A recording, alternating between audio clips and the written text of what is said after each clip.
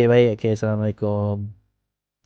Ini ada kawan saya call tadi, dia beritahu dia dah lama tinggal Quran dan dia teringin nak belajar Quran balik. Cuma dia tak ada keyakinan. Dia rasa macam tak yakin lah dia nak baca sebabkan dia dah lama tinggal kan. Dia nak belajar, cuma dia tak ada masa.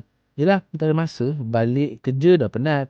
Kerja pagi, balik malam. So balik malam tu dah penat, so tak ada masa dia nak buka Quran, nak baca. So dia tanyalah tadi dia call.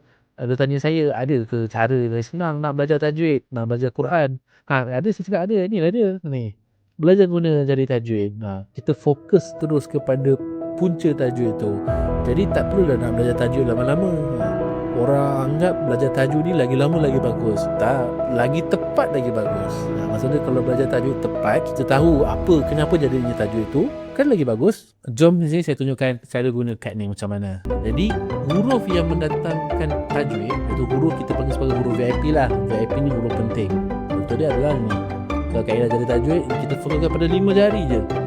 Lam, Mim, Nun, Mat dan Waqaf. Lam, Mim, Nun saja huruf yang bila dijumpa dengan apa-apa huruf mesti datang hukum.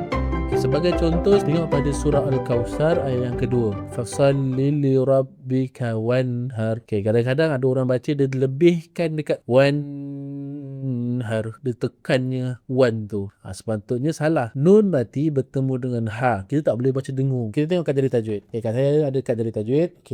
Tadi kita tengok pada kalimah wanhar. Nun sukun bertemu dengan huruf ha. Jadi kita pusingkan nun bertemu dengan huruf ha. Jadi kita pusingkan, jumpakan dengan huruf ha. Nun bertemu dengan huruf ha. Tengok pada bulatan nun, warnanya adalah biru. Warna biru ni kita rujuk pada dekat jari. Apa yang warna biru adalah izhar halqi. Maksud dekat sini kena jelaskan nun tanpa dengung. Jadi cara baca dia mesti kena jelas, jangan dengung. Wanhar. Jadi kepada siapa yang nak improve bacaan, nak belajar pasal tajwid dengan cara yang lebih senang, boleh dapatkan sekarang.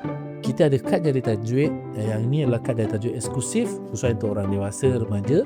Kalau yang siapa ada anak yang sekolah kan, waktu sekolah pun kita dah belajar, ni pakai kad jari tajwid junior, sesuai untuk ini juga, untuk anak-anak dan untuk mak ayah.